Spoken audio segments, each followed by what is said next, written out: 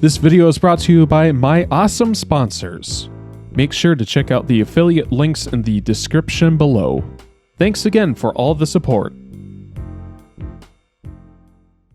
Hello and welcome to the channel. My name is Matt and welcome to Gran Turismo 7's 1.32 update for April 27th, 2023. And the main nuts and bolts of this update is, of course, Super Formula. So recently, Polyphony Digital has announced that they have a new partnership with the official Super Formula racing brand, racing series. That's the word I'm looking for. So as we've known, there's the Super Formula 2019 car that was already in this game. However, we weren't really able to use it all that much. There weren't any official events. There weren't really anything we could do with them. There was occasionally like an online race A or B used to have like a Super Formula every now and again. However, with this new update, there is a lot of new things that you can do with the Super Formula cars. Of course, there is the standard North American race of Watkins Glen that now has a Super Formula allocation. Then there is the French, I want to say it is the Circuit de St. Croix. And there is also mainly Fuji Speedway has a 15-lap Super Formula race as well. So not only can you use the 2019 Super Formula cars, you can also use the brand new 2023 Super Formula cars that mainly appeared due to this new partnership with Super Formula itself. A lot of cool stuff. Also in this update includes the Mercedes-AMG GT3 2020 version of that car. And then there is, of course, the 1992 Jaguar XJ220. Both cars well needed in this game in my mind. Last but not least, cannot forget to include that Interlagos has a new race as well. It is the Hypercar Parade, a zero limit performance point race, 7 laps again around Interlagos. So of course that's for all your retro and modern day hypercars. So that will be a fun little race. But not only do we get the Super Formula races and a couple of new of their cars, we also get a menu book that basically says, go play the new races. And speaking of menu books, there is also 2 new extra menu books. One being the Carroll Shelby collection, and one being the Alpine collection. Now, for me personally, because I did have all the Carroll Shelby cars and the Alpine cars, the Carroll Shelby one, I was gifted a 6-star roulette spin. So I don't know if they're just giving that one away, but when I spun it, as many of you know, that, for those who have been playing Gran Turismo since the release, roulette wheels are garbage. You just get the lowest number there is, and it sucks. However, this is one of the few times that I actually got the 1,000,000 credits. So I am very excited about that. Again, I don't know if that's going to be the same for everybody else, or if I just got lucky this one time. So comment down below if you guys had also gotten that from your Carroll Shelby collection, or the extra menu 46. I don't know. I don't remember what number that one is offhand. But I should say, first and foremost, I am loving the Super Formula update. I really am. It is one of the best updates in my mind that we've had so far. If many of you remember, I had recently posted my uncut version of the Super License S7 gameplay. It was over an hour long, and I had grinded well over 83 attempts to finally get that gold medal on S7. So, long story short, when it comes to adaptability, where race car drivers can just hop into any car and just drive the absolute wheels off the thing, that is not me.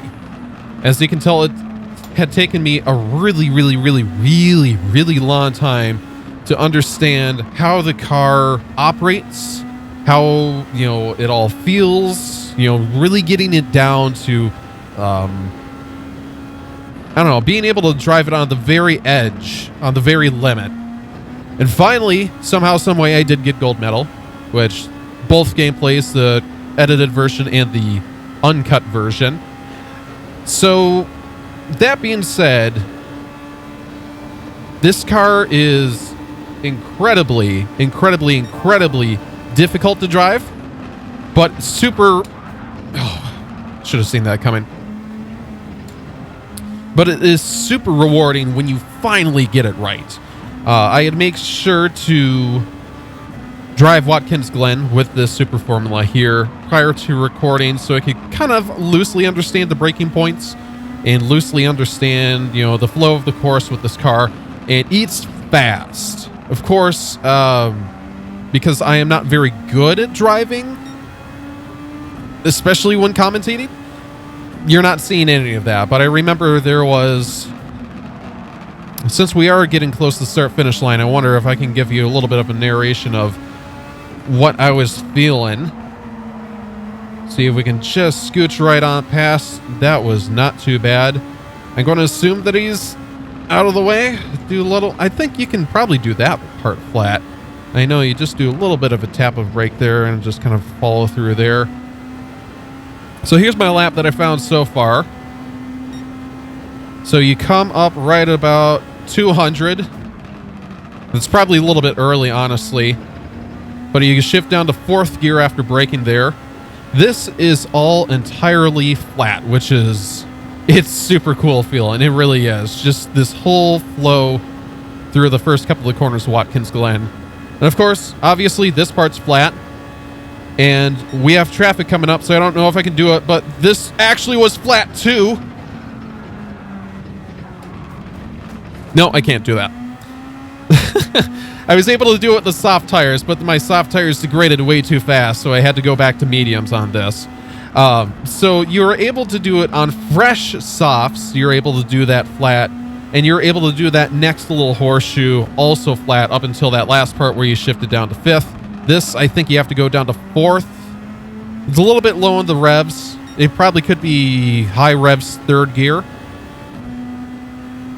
And then coming down here, I think this is, yeah, that's down 2 gears. And we come up on Instrozas here. I think a lot of the time I was in 2nd gear here. In this part, I want to say it is flat. Yes, that's nice. I don't think you have to go down a gear there, but it's just the fact that I have traffic in front of me, and from what I can tell, they don't have brake lights, so that makes it incredibly frightening. There we go. Finally get that a little bit better. So one of the things that I was mainly watching for when I was doing this race previously was, yes, I was passing cars kind of as consistently as I am now, but the main thing that I was looking for was the gap to first, because no matter how many cars I passed, that's a lot better. No matter how many cars I passed, it always seemed that the gap to first was about the same, and as you can tell on the minimap there, first is just off on another planet. So I'm hoping that they're doing a soft tire strategy where they have to eventually pit for new tires. Because I can tell you for one thing that right now, as I'm commentating, it's very difficult to be able to get the absolute limit on this car's performance. But I am making some pretty decent headway as we just make our way up in 2nd. We went way too wide for that. Fortunately, there's nobody coming, so we're able to rejoin the track there with no issues. Still a little bit understeered there. I think that really, honestly, is the 2nd gear corner.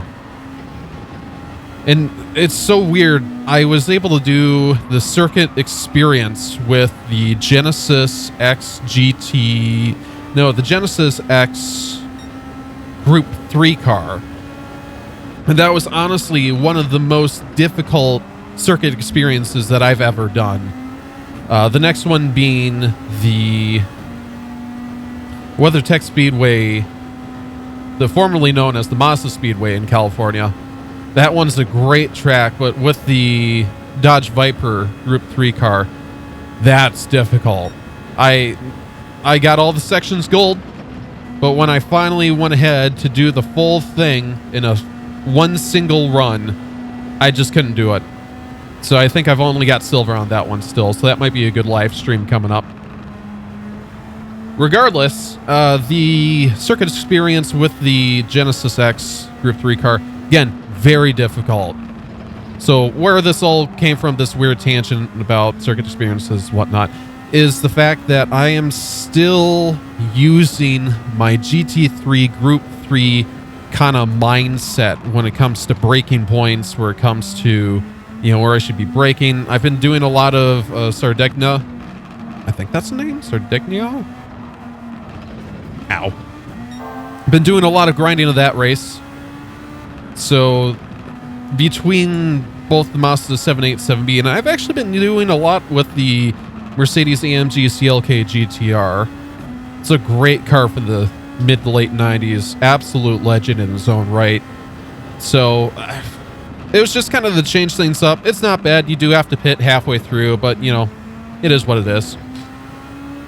But with those cars, you gotta be braking 787B because it's so fast. So I've been braking at like the 150 mark down the main straight, and then CLK GTR, I think you can get away with braking at 100 just because it's not going as fast. This car here, again, lift off slightly, get back on the power, come back through. No way in hell would you be able to do that with any other car. Just none. Absolutely not.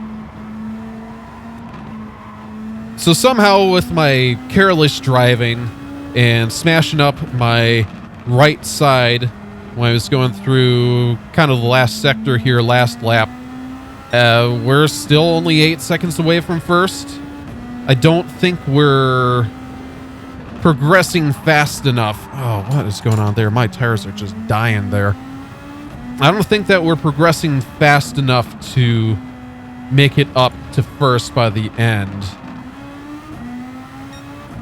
Yeah, these tires are... It seems like whenever you get to the halfway point with them, they just fall off a cliff. And I know for a fact that if I were racing with soft tires right now, that they would be even more dead. So I wonder if these races, you're supposed to do hard tires, maybe? Yeah, again, I'm just not focusing at all at where my braking points are. It just... GT3 cars say that you need to be braking at like 150 or whatever, so I'm braking at 150 or 200, and even with all my mistakes. We're looking at first place there. You know, right now I'm actually making a little bit of ground up. So I wonder if their tires have just really, really fallen off now. So I'm going to try my best here to just make every little bit of headway that I can. I'm hoping, Sue, that we can get under the 7-second mark. Yep, there we are. Just keep chipping away at that. Yeah, I'm not going to have faster laps than my first couple of laps, but yeah, I need to be braking earlier than that. My tires are really going now.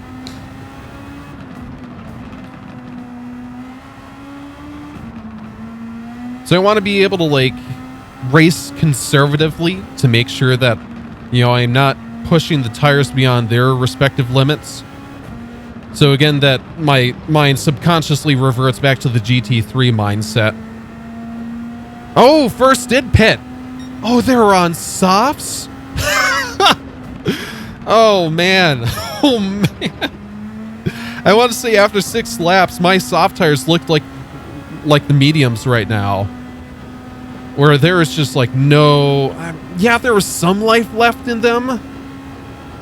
But you need really solidly grippy tires to race Super Formula cars. Even if there is still a half-life left, you really don't want to be racing on them. Because, I mean, look. I'm probably going to have to start shifting down to 5th gear through all that next lap. All these... because I'm 8 seconds... not even anymore. Because they've still got a fairly decent-sized gap to second place there. I can just really start letting off. Like, maybe not let the mistakes in, but again, race more conservatively. I'm going to see if I can flip down to my fuel. Oh yeah, we got plenty. So that's the nice thing about Super Formula cars is when you first start this race, it'll say like that you have, it'll say that you have, 15 laps or whatever left. So you're thinking that you're going to end on pretty much empty. And because these guys are, I want to say they're V6 turbo engines. I know at least Formula One cars are. I don't know enough about Super Formula to be able to make that guess. But regardless, they're real small engines in comparison to, good old days of F1, should I say. And because they are smaller, they just use less fuel. They're smaller, more fuel efficient. So you don't even have to really worry about the fuel level map here. You can just kind of leave it on 1 and just kind of race to your heart's desire. Yeah, you'll probably end at like 25% or something. That's all right. 2 laps left. Somehow, some way, we are 9.5 seconds ahead of second place. I don't feel like I'm driving well enough to be able to have that kind of gap with how I'm driving. The second should be ahead of me. But man, this is a lot of fun. Super Formula was okay on controller, but I think having like a wheelbase with a Formula style rim is really good. I'm loving this so much, where I'll probably have to do the other Super Formula events after this, because this is just a great experience. I was going to have like a little funny clip of me swapping out the normal Fanatec GT DD Pro wheel rim with the Formula wheel, but regardless, if you're doing this with a wheel, get a Formula style wheel rim. It really adds to the immersion. And as a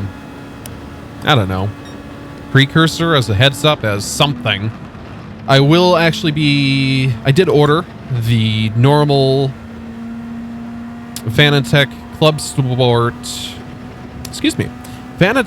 Sport Formula wheel rim 2.5 version. So I'm currently on the X version, mainly for Xbox compatibility. As I am getting my brother my additional wheelbase setup, the Xbox version is going with him.